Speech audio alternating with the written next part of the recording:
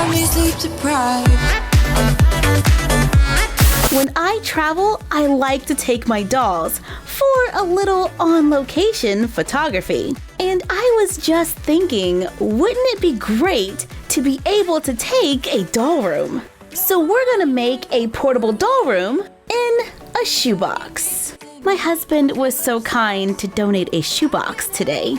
This shoebox has a lid that's attached, which is what I want because when we stand it up, that gives us more space to play. And it has some tissue paper inside. I wonder if we can use that as well. Let's start by clearing out the box. This box can be completely taken apart. Nothing is glued down. So I'm deconstructing it to lay it flat. Right here on my box, I'm gonna cut out a window. I use a ruler to draw a rectangle, use the ruler to sketch out panes, cut out the panes using an X-Acto knife so we can see out the window. Cut clear plastic from packaging, glue it on the other side of the box, cut paper into strips, glue them around the cutouts to make the window stand out. Cut poster board. I cut a 4x12 inch rectangle and I'm gonna glue a smaller rectangle right on top, punch holes out of paper, glue it onto the poster board and put a sticker gem in the center. Glue the poster board into the box. For a door, take the tissue paper, tear off a small piece, apply glue to the box, press the paper into the glue and squish it down. We want lots of wrinkles here, lots of texture. Continue to cover the inside of the box, allow it to dry, then brush over it with a little paint just to even out the color. The glue mixed with the paint created a little bit of a crackle finish. I like that. While waiting for the paint to dry, cut foam board into strips. I cut quite a few because we got to get around the door and the window, and I'm hoping there's enough left over for baseboards. The paint is dry, so let's start to reassemble the box.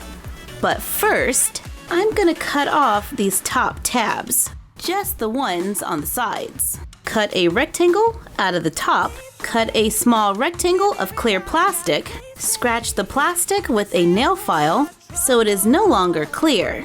Glue it over the opening, frame it with foam board to make a skylight. Use foam board to frame the window and the door. Put the shoebox back together. When we stand it up, we can see the room starting to take shape. That little skylight will really come in handy to add light to this dark space. We can also use a flashlight to turn it into a light. Use scrapbook paper or a printable from our blog to cover the floor. Since the floor is so bumpy, I cut a piece of poster board, glued the paper to the poster board, then glued the poster board into the box. To give us a smooth floor, glue foam board around the bottom of the walls for baseboards, but I make sure to stop at the edge so the box can still close. Glue on buttons to make a doorknob, giving us a very neutral space with a lot of texture to take some great photos. Oh, I can see it now. You put this near a window, you're gonna get some natural light. It's gonna be great. I wanna decorate this space just a little.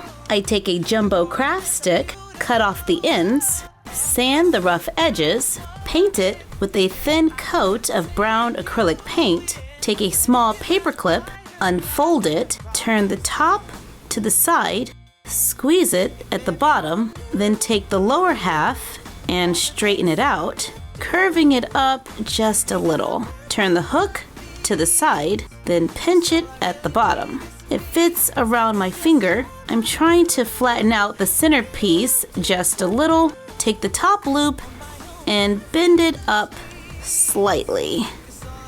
There we go. Make a few more, glue them onto the craft stick.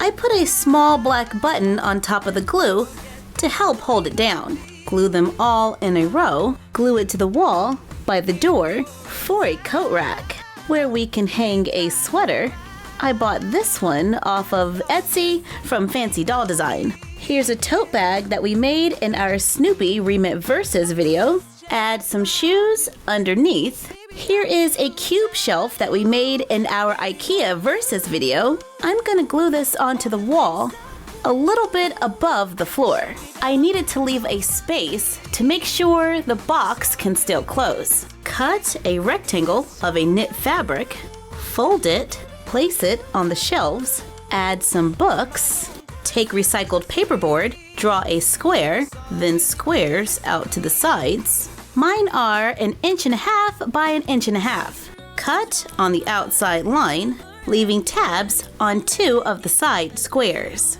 Use this as a pattern on cardstock, cut it out, make creases on all of the sides, and the tabs. Use the tabs to glue the sides together to make a small storage box to fit on the shelves. Now we have lots of space to store small accessories like jewelry, shoes, clothing, or whatever else we might need on our trip. And for our last cubby, I'm just gonna put an Amazon box in there. Maybe that's where our doll stores their mail. Make a spider plant from our How to Make 3 Paper House Plants video. Glue it into the room. Lay down felt to use as a rug. Hang some art on the wall. I cut this out of a magazine. It's the picture that used to hang above Chloe's bed. And now we have what looks like the entryway into an apartment. This is a great little scene. Most of the items have been glued down, so it will travel pretty well. And for a little extra fun, let's throw in our IKEA Resize It chair. So our dolls have a place to sit and relax. And when it's time to travel, place any small loose items in the storage containers. Place the rug inside the box, along with the chair, close the lid, and it's ready to go. As we travel, we can decorate our box with stickers, just like our luggage. This is for Star Wars Galaxy Edge at Disneyland. It was awesome! But I am loving this room in a shoebox. When you zoom in, you get the feel of a dollhouse, but it's not. I am totally gonna put this in my suitcase the next time I travel. Thank you for joining us while we made a doll room in a shoebox. Like, comment, share, and subscribe. Don't forget to ring the bell and follow us on Instagram at MyFroggyStuff and the Frog Vlog. And we will see you next time.